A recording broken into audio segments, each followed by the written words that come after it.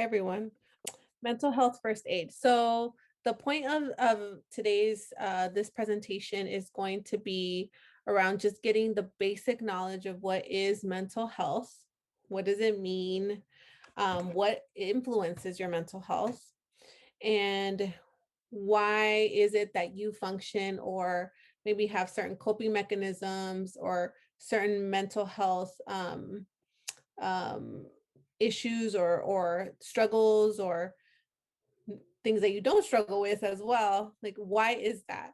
And I'm going to be talking specifically from a mind-body connection, specifically the brain and the nervous system. Okay, so mental health. So just like to get everyone's on the same, so everyone's on the same page with the definition of mental health, according to the Oxford Dictionary, is a person's condition with regard to their psychological and emotional well-being. Okay, so that's what we're going to be focusing on, or like that's what I refer to when I'm talking about mental health. So what actually impacts your mental health? So there's a variety of factors. One is temperament. So temperament you're actually born with. You're wired with this already coming into the world. This is how you behave or react to certain situations. So you may have heard or may not your parents or your caregivers growing up saying you were an easy baby, you cried a lot, or you were so depending on the situation. So this is, you were born with this. And there's nothing necessarily wrong with any of these ways of being. It's just the way that you are. It's just how you react to certain situations. So that's why there are some people that are maybe a little bit more quicker to react in frustration when there's changes, or quicker to react when they get irritated. And there's just some people that just are a lot easier going and they don't react as quickly. So that's something that you're born with. Family dynamics and attachment. So this has a lot to do with how your family interacted with you and with each other. So how they responded to you and how they would interact, so talk to each other, act with each other.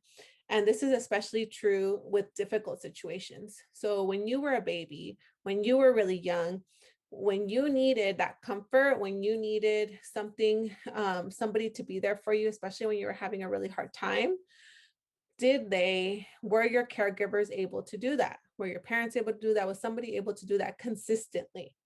If someone was not able to do that consistently, then you might have what's part of your attachment style. So that's something that we use in the mental health field. But the way that you connect with others might be a very anxious attachment style or disorganized. So there's all these different attachments, and I'm not going to go so much into it, but it basically is like your parents were like the world to you when you were a baby, when you were a kid. And so the way that they interact with you is what you believe that how the world is going to interact with you. So if your parents were constantly negating like your emotions, your needs, were not engaged with you, were not in tune, what we call in tune, or connected with your emotions, like, oh, you're sad. Oh my gosh, that is sad. Having those constant reminders or instances where they're able to connect with you, then you start believing that the world is not safe. The world, like, I'm going to lose, this relationship, or something's going to happen, and you don't trust yourself, or you don't trust the world. When the goal is to have a mostly secure attachment, and there's no parent that's perfect, right? So even me, like, I know all this stuff, and sometimes I'm like, I don't want to be a mom today. Like, I'm really annoyed with you right now. But for the most part, I have to figure it out. Either I ask for help or I take a break or whatever, to try for the most part to be secure and to be in tune with my little one. And so when you don't have that, then it's very hard for you to feel 100% confident in, like, that you're going to go out in the world and everything's going to be great and you're going to have all these great relationships, because your internal systems and the way that you see the world is starting to, like, it builds a shield, or it builds like a protection. Next one is impactful experiences. So this could be traumatic or positive experiences that influence the way in which you view yourself in the world.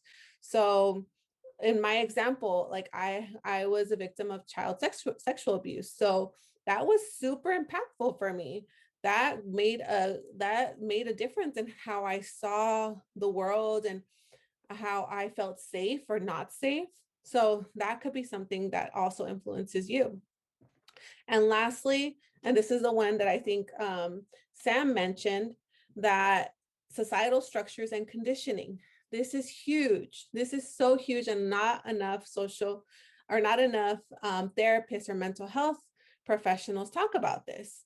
And the ways that society views and treats you based on your identities. So the discrimination, the privilege that you have, or the lack of privilege that you have, the way that you're critiqued for your body or the way you look, your sexuality, all these things. There is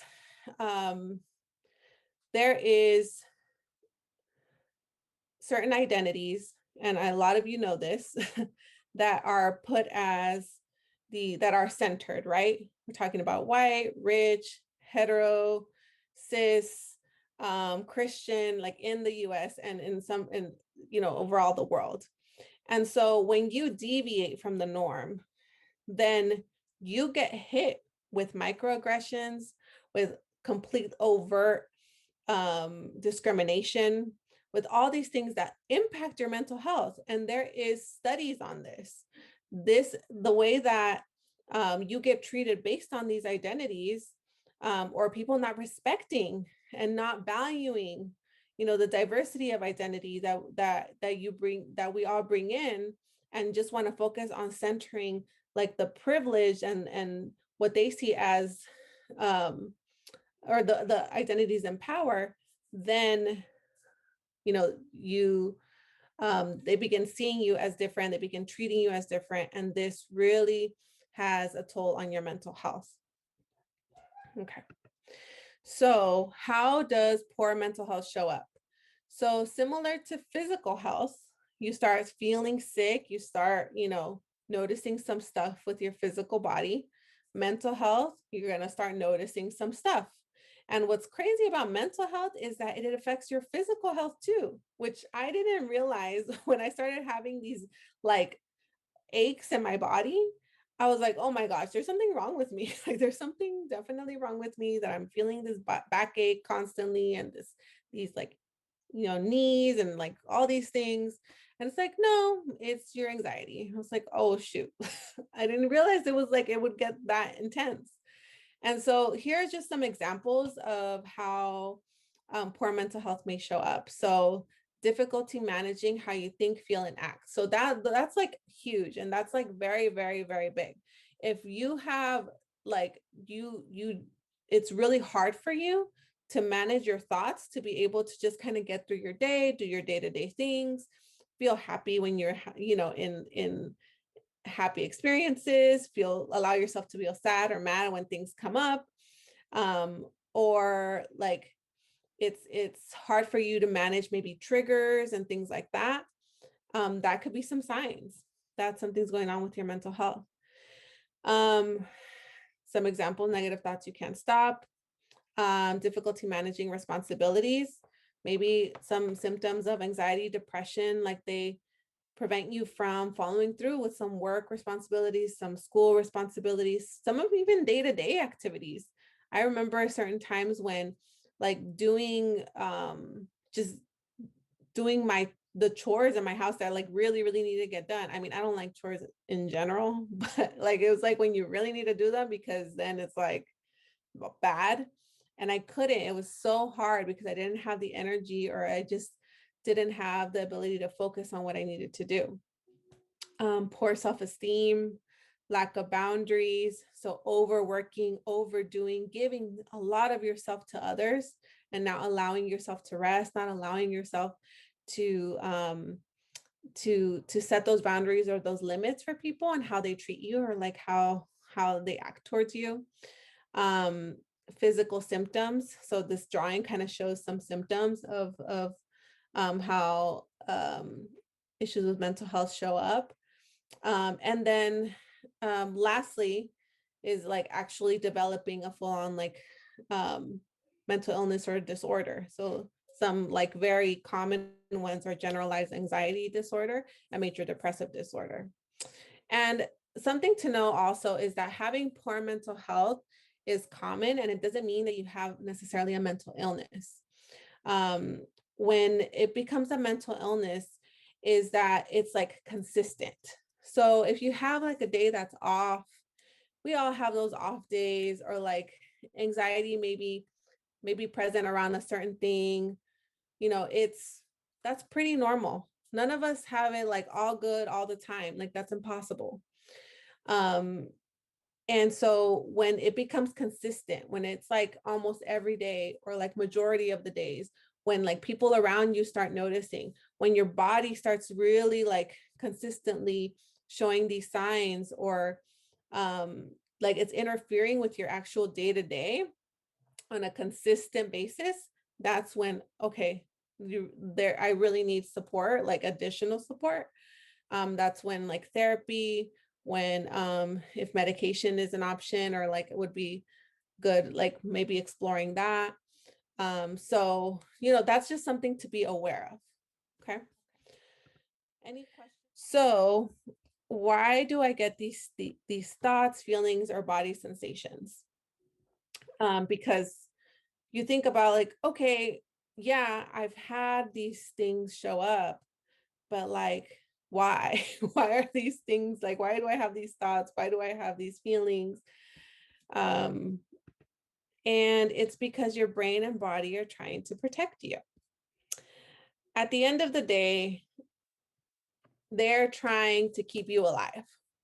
And so some of the ways that they try to keep you alive is through giving you some of these negative thoughts, some of these anxious symptoms, some of even the depressive symptoms, and all of these things. And I'm looking at this more through a lens also, just so you know, of trauma. I'm a trauma focused therapist. So I'm going to always check and make sure that, and I want to say almost everyone I've encountered has some form of trauma. So I'm always going to make sure to see, okay, what did you experience? And trauma is not just the big situations in terms of, or like these big circumstances that you often hear, like, witnessing like a violent incident, or being in a car crash, or like victims of mass shooting, things like that. It's not just that. It's the constant, like if you grew up in a household where you were constantly belittled, or you weren't respected, or the a situation where basically your body, like your nervous system, was so overwhelmed. And it could be even something very insignificant, or people think might be insignificant, but it was so overwhelming for you, and there was no one there to process it. There was no one there to hold you and to like allow you to feel your feelings and tell you like it was going to be okay. And so now your body registered it as something happened, and we are going to try to like protect you now because we went through this thing and it was really hard. And so we're not going to go through that thing again. So we're going to protect you. So any trigger, anything that reminds us of that thing you went through, we're going to send you notifications, or we're going to like alert our body so that we move away, or so that we don't experience that again. So, and this is a great just idea to think about. Your brain and body, and I'm talking more so your nervous system, doesn't know the difference between being afraid of a bear or being afraid of your parents. Or you can replace parents with whatever other thing going on in your life. It just knows that it's scary. It just knows that like I had a really bad experience with this. So I'm going to alert, and I'm going to figure out a way so that way we don't go through this again, because it was too hard. And something to also keep in mind, especially as young folks, your brain doesn't stop developing until you're in your early to mid 20s. And some even argue that it's in your late 20s. So some of you may know this or not, but your prefrontal cortex, it's right here, It's actually the rational part of the brain. And that's the part of the brain that keeps your impulses in check. So that hasn't actually fully developed. So a lot of your decisions may be made using your amygdala or your emotional part of the brain, which is kind of in the middle, the right and like middle part of the brain. So, and also you may be looking for more short-term rewards or enjoyment versus long-term and looking at the long-term consequences of that. And I know for sure when I was like partying and I was doing like all kinds of stuff in college, like I just wanted to have fun. I just wanted to enjoy the time, enjoy what was going on then and there. Like I didn't care that like this was not going to be a good long-term relationship, or I didn't care what this could have mean for me, the consequences for me later on in life. And that makes sense because my brain was not fully developed. I don't want to give it an excuse. I don't want to say like, oh, I'm just going to blame it on my brain. This is more to just help you understand that this is a process, that it's not, no one's going to get it 100% right. And this brings us to my next part. So take a breath, have some patience, and give yourself some understanding or grace. And just know that there's nothing wrong with you. And here's why you may react the way you do. So this is based on Polyvagal Theory. And this was developed by Dr. Stephen Porges. And it basically is what I shared a little while ago, in that you picked up an experience in your environment. And based on that experience, it goes into your nervous system, which is your personal alarm system. And then it like files this experience under different areas. And based on this experience, where it falls is where you react or how your body reacts. And sometimes, and especially if this has to do with traumatic experiences, you have no control over it or very minimal control over it.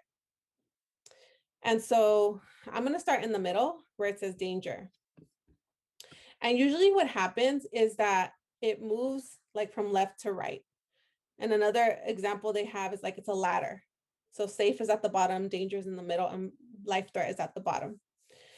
So our life threat mechanism in our nervous system was activated first, because I don't know if you guys know biology, or I didn't know this, I just learned this recently, is that, we all came obviously from some being, right, that was created billions of years ago. And then eventually that being, it developed into different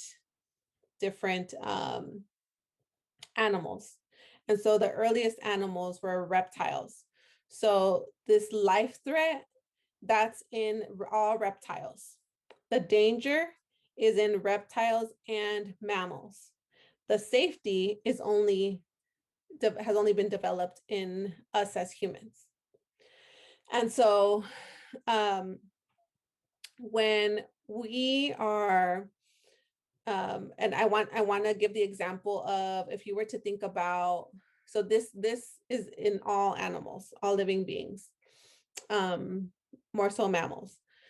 So I want to give you the example of like a gazelle in the Sahara, and they're grazing, they're eating, and they're in the safety zone. They're like hanging out maybe with their group. Thank you for breathing, Desiree. Yes, Erica, it is an amygdala hijack.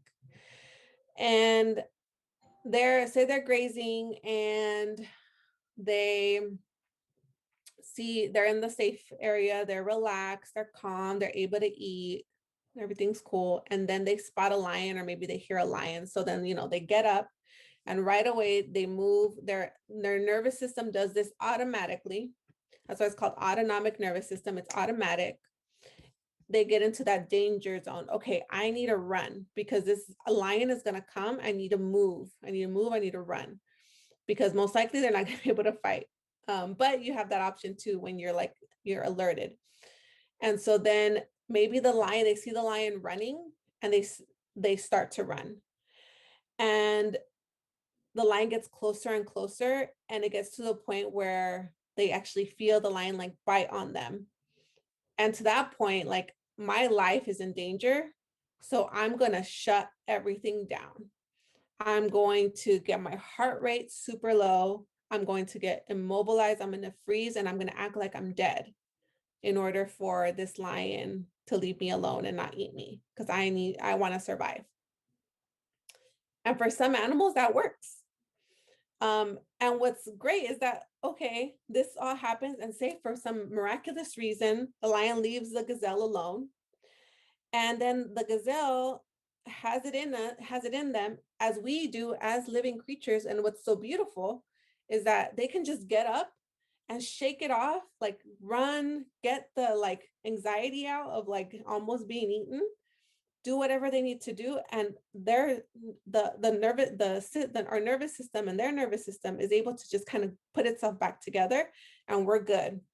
But what happens with humans differently than what happens with animals is that sometimes for some of these experiences, our nervous, we give meaning to them. We're like, wow, I went through this. That means that I'm this, or that means that. And we have a very smart brain. So then we start putting all these things together, and we start believing things about ourselves or believing things about others that is going on. And so now we're on alert. Like, we can't just let the thing go. There are some instances where you are able to let some things go. You went through something, maybe you went through a car crash, and for whatever reason, like, you were able, like, it was really hard, but you were able to get through it, and like going in a car doesn't bother you. And so this isn't to say like every hard thing that you go through, your nervous system is going to like store it and like trigger you. It's just for certain things that for whatever reason, it got stuck, that memory got stuck, and now it's on alert. Now it's in your short-term memory now. And this is all subconscious. Like, you might not realize it consciously. So it's on alert, and you're like, and you're not even thinking about it, but it's scanning like who's around, what's going on, what's something similar to this experience that I don't want to be around. I don't want to deal with. And if I get triggered, I'm either gonna like do something, I'm in danger, so I'm gonna do something to run away or to fight, blame, get anxious.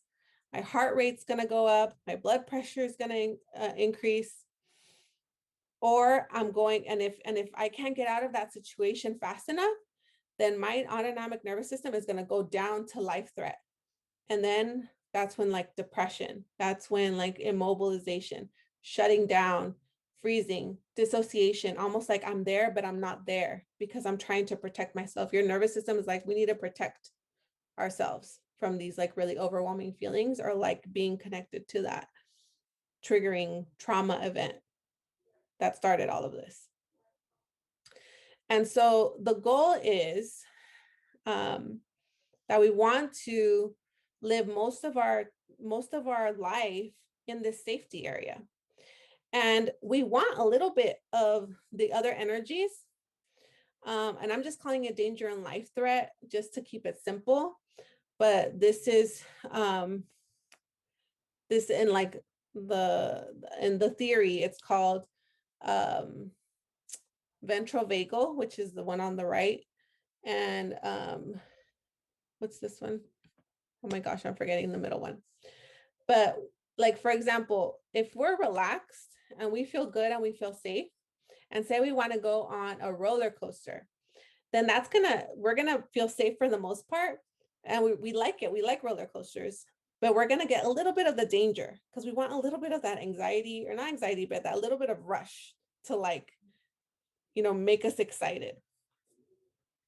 And then there's going to be times when maybe things are really sad.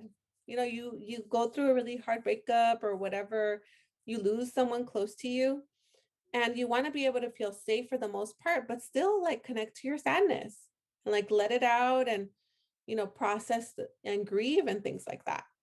And so it's okay to use or to grab from these different areas. But when we stay in one area for too long, either area, it actually starts affecting our physical our physical body, and it starts really messing with our mental health. Okay. So what do I do with this information? Okay.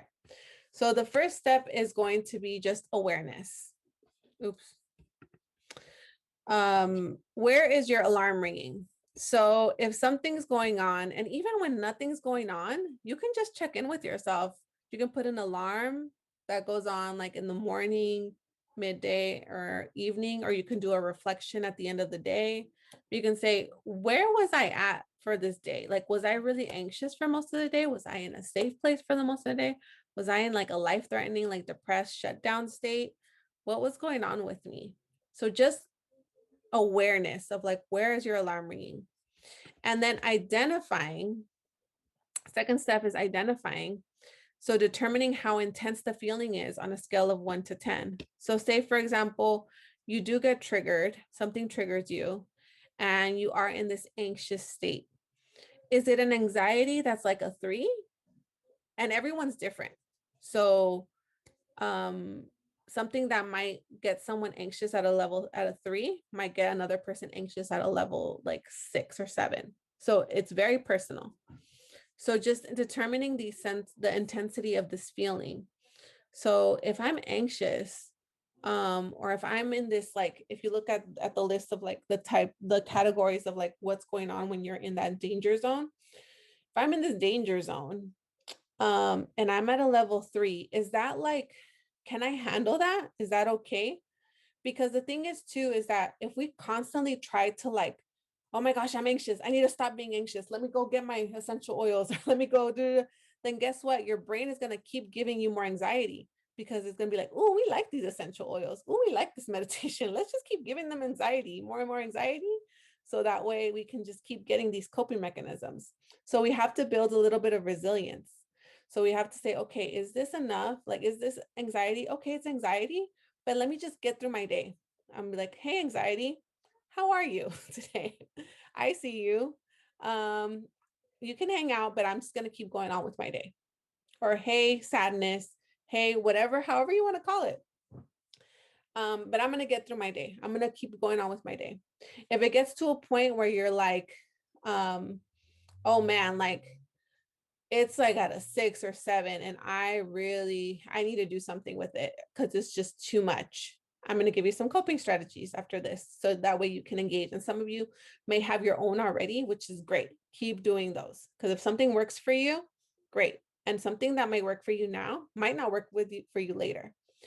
And so then after that, there might be a level, let's say, for example, a level 9 or 10, where it's just too much, and even a coping mechanism won't be enough. And you need to talk to someone.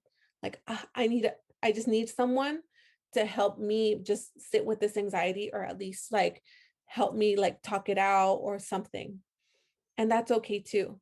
But it's just determining what intensity is it at. See how long you can go without like doing something with it, or like trying to overcome it, or like talk to it for a long time, or stay what we call ruminating, when you think of one thought and then another one comes and another one comes and another one comes. So see how long you can just notice, oh, I'm anxious that I'm gonna have this presentation. Okay, I see it. Now let me just get through my day. I need to go call my mom. I need to go do this. I need to go blah, blah, blah. And then do the coping when it really gets to a point where you need it. And then be with someone, if that's something that helps you. I had a client that was flipped, that after, like, if they couldn't ignore the feeling anymore, they needed their partner, or they needed that person to be with them as they used their coping. It was very helpful for them. But then if they got to a 9 or 10, they just needed to be alone. So you determine that for yourself. You figure out, okay, where am I in terms of intensity, and what do I need to do? And then step 3 is observe. Well, I already mentioned that. So can you keep going about your day and let the feeling pass? And 4th step, if needed, intervention. So if the feeling is too intense, use a coping strategy. Okay, so now we're going to practice some coping, I'm going to share with you some coping strategies, and then we're going to practice 2 of them on the next slide. Okay. Yes, that's how I talk to my emotions. I have sadness toy from Inside Out that helps. Yes, yes, just notice it. You want to say hi. You don't want to get into a conversation. Does that make sense? You want to say like, hello, how are you? Like, no, don't say how are you. Hello, anxiety. Hey, I'm feeling anxious. Or hey, I'm having this thought. Just noticing, and just saying it out loud really helps. Because if you just let it simmer in your brain, even if you're not with anyone, even if no one's there, just saying it. I'm having the thought that I'm going, like, this BART train is going to crash right now. That's not real. That's just a thought. Exactly. And acknowledging it, just acknowledging it that it's there, because if you try to hide it, if you try to push it down, then it's just going to keep simmering. It's going to keep simmering. It's going to keep simmering. And then eventually it's going to get louder and louder, or it's going to just alert you more until you finally pay attention to it. So we want to pay attention to it and just go about our day. Okay. As much as you can. And this takes practice. Okay. This takes practice. And the more also that you do your own healing, especially like if you have traumas, working with a trauma focused therapist that helps you actually process the traumas, because traumas get stored in different part of the brain where just talking about it is not enough. You have to do other interventions. That really helps in like not giving these thoughts, not giving these feelings as much power.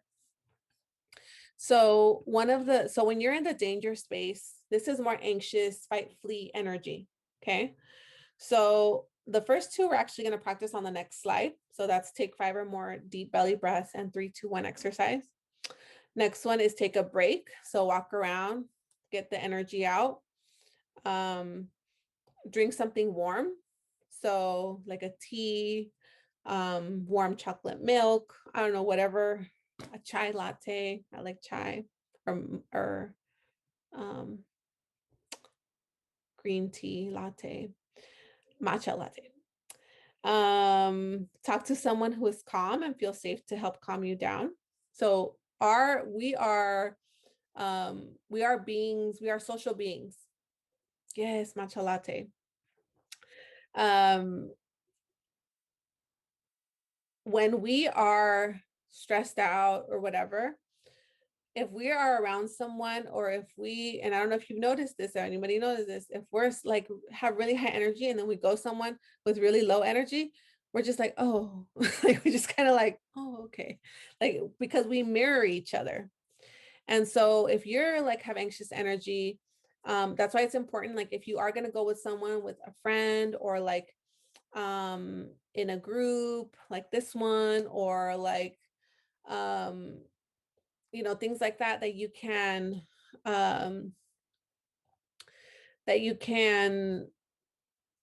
feel safe to just be yourself, and also ask permission if you can. So like, hey, I'm feeling like really, really anxious right now. Like, can I vent to you, or can we just like talk, or can you just like hold space for me? So that way they can say, okay, yeah, like I can, or whatever it is that they can do. Being in nature is really helpful with like calming down energy. Watch something that makes you calm down, something that's endearing, something that warms your heart, something that reminds you of something like calming or like feel good. Take a shower with that's supposed to say warm, with warm to hot water. So like the physical feeling of like the shower, the water, and the heat can help calm your body down, which can calm the anxiety down. And reduce time on social media and or video games. That's important, because if we're in that fight flight energy, social media can get us into an even more fight or flight energy, or make us feel worse about ourselves. And so as much as you can engage, and I know, and I say like with personal experience too, sometimes we just like mindlessly scroll. But the more that we're aware, like, okay, I know if I mindlessly scroll right now, I'm not in the place emotionally, or like my mental health is not like in a place to handle it, and it's just going to get worse. So reducing that, or just taking a break for the day or whatever, not to say don't ever use it, but just taking that break so that way you don't overwhelm your nervous system more than it already is. And same thing with video games, especially because video games do have like, they're trying to get those dopamine hits, so that feel good kind of hormone, and like those kills or like those wins, like, so you're just going to amp you up even more. So if you're in the life threat or depressed, shut down energy, moving your body, and I know this is really hard, but as much as you can, even if it's laying down, there's like, I don't know if you, there might be on YouTube, but Google, like, and I should have put this on here, like laying down workouts. And there's people that like have, like, you can be in bed and like work out or like move your body. And at least that's getting some blood flow that can get some endorphins in to get you out of this like shut down energy. I want you to think of it as a ladder. So the bottom of the ladder, it's very difficult. And so if you can get out of it into the middle, at least you can have something to work with there to be able to calm and eventually get back to the top. But getting to the middle to the top is easier, right, than getting from the bottom all the way to the top. Something that you can also do is eat some ice cubes or sour candy. And I've also heard this hack for like if you have anxiety or like panic attacks, this can also help to kind of distract your brain from what's going on. But getting some cold or some like sour or some tangy flavor in your mouth like wakes up your nervous system. So it can help get you out of that. Playing an instrument. So the actual like blowing and like then in more so for like the blowing instruments, if you have that, or even like hitting or anything that has to do with like sound, because it's, even though, well, you might be moving or you might not be moving a lot, but like any movement and then like the vibration of the music can help. Also sing or hum your favorite songs. So humming is a way that can also help stimulate this nerve, the vagus nerve, which, you know, when we're talking about the autonomic nervous system, it like sits on that nerve. So it can help stimulate that nerve and get you into a place that you feel a lot safer. And specifically, let me be specific in terms of songs, trying to sing songs that have like a higher pitch. So, or like lighter songs. I don't know if like pop is the right necessary, the only genre, but something that has like just higher notes. The singer has higher, like is hitting higher notes, those kinds of songs, because those kinds of songs, this is all subconscious, right? Like we don't really know this, but in our body, it knows. It helps us feel safer. And so when we feel safe, then we're able to kind of get out of these spaces of feeling like our life is, you know, being threatened and we're in danger. Being with someone to listen as you vent or just stay with you as you get out of this space. Watching something that makes you laugh is always a good option. Taking a shower, this time with cold water, again, to activate, to get you out of this like shutdown energy. And again, reducing the time on social media and or video games. Because in social media, and when you're in the shutdown energy, then you just start comparing and you start saying, well, their life, because what's really interesting is when you're in each of these spaces, the way we view the world is very different too. So when you're, let's say you're in the safe place, you're like, wow, the world is so great. So your nervous system is calm. It's like, yeah, the world is so awesome. Like I want to do all these things. But then when you get into this danger space or this anxious space, you're like, oh, the world can be scary. And it could be like, you're the same person. It's just like a different day. Like, oh, the world is so scary. Like, I don't want to do that. This can happen, whatever. And then when you get down to the life threatening, like that shutdown energy, then you're like, who cares about the world? Nobody cares. Nobody cares about. So like, and it's crazy because you're the same person, but just because your nervous system and your state is like different, we view the world differently. So if you're on social media and you're on that shutdown energy, then you're going to be like, oh my gosh, their life is better. Look at them. Look, and a lot of comparison, and that just makes it worse. Okay. And lastly, most importantly, keep doing what makes you feel good and safe. So just to go back to remind you,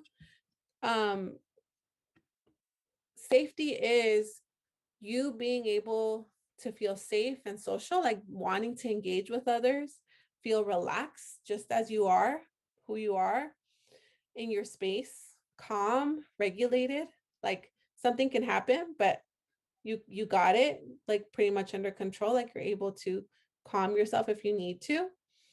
The ability to connect and engage with others, like you're ready to learn and problem solve. You're communicating well in whatever way that you choose to communicate, and your breathing is calm, and your heart rate is at a like calm pace. So now I want to teach you these coping strategies that have personally helped me and a lot of my clients, especially these are going to be especially when you're in that anxious energy. And this one is, and even if you are in the shutdown one, the 3-2-1 exercise can be helpful, because if you are in this really negative spiral, it can help you get out of the negative spiral and maybe move your body or get active. So this one, the 3-2-1 exercise, it helps you interrupt the spiral of thoughts, whether they're anxious, whether they're depressed, whether they're just random, that is just like annoying and you can't get out of. So what you're going to do is you're going to name out loud 3 things that you can see, 3 things that you can hear, and 3 things that you can touch. And then you do 2 of each, and then you do 1 of each. And you can repeat the cycle as many times as you feel like it's necessary for you. So I'm going to give you guys an example. I can see a water bottle, computer screen, and a lamp. I can hear my sister, I hear my voice, and I can hear the TV. I can touch the desk, touch my chair, and touch my chest. I now go to 2. I can see the lamp, I can see the mirror, I can hear my sister, and I can hear my voice. I can touch the desk, and I can touch the computer. Now I can see the lamp, I can hear my sister, and I can touch the laptop. So saying them out loud makes you a lot more focused on like the here and now. And that's what's important, is that the more that you can get to the here and now, like what's happening here and now, what's happening here and now, focus on the here and now, because you literally cannot control even 2 seconds from now, or even 2 seconds before, it already passed, or it's not coming. The only thing you can control is right now. So the more that you can help yourself and just be practice, and what's called like mindfulness, like what is happening right now in this moment. And the more that you practice that, then the more that you can be happy with where you are at in this moment. And it takes a long time, and it's not like it's a simple concept, but it's not easy. But the more that you can do that, the more that you're not worried, or your mind doesn't go into these spirals of like, what if, or I regret that, whatever happened. And the next one is the deep belly breaths. So this one is specifically for the anxious energy. This is going to help calm your nervous system, because when you exhale longer than you inhale, it triggers this response in your body that says, okay, we're calm. Like we're calm. And even though maybe things are going on up here, the breathing really, really helps convince your body and eventually your brain that you are calm. And that helps calm your nervous system and helps get you back into the safe state. So you're going to inhale through your nose for 4 counts. So you would like this, just inhale. But when you inhale, I don't want you to breathe just through your chest. I want you to breathe through your stomach as well. So let me give you an example. I'll show you my like upper body so that way you can see. So when I breathe in through my nose, I want to expand my belly and also and my chest. I can expand it or not, but make sure really like almost like you're inflating a balloon in your belly. So you're going to inhale. And then when you exhale through your mouth, you're going to exhale all the air out. And so when you exhale, or I'm sorry, when you hold your breath, so you're going to inhale, you're going to hold your breath for 1. Some people like to hold it for 3, just depends on your vibe. And then you're going to exhale through your nose, like you're blowing through a straw for 8 counts slowly. So it's going to look like this. Okay. So I'm going to invite you, even though I can't see you, I'm going to invite you to practice with me. We're going to do 3 belly breaths. It's called diaphragmatic breathing because we're engaging our diaphragm, which is below, it's like right below our chest or our rib cage. So I'm going to count and you guys, or you all inhale and exhale on my, when I mention it. So you're going to inhale through your nose for 4. 1, 2, 3, 4. Hold it. Now exhale through your mouth slowly. 1, 2, 3, 4, 5, 6, 7, 8.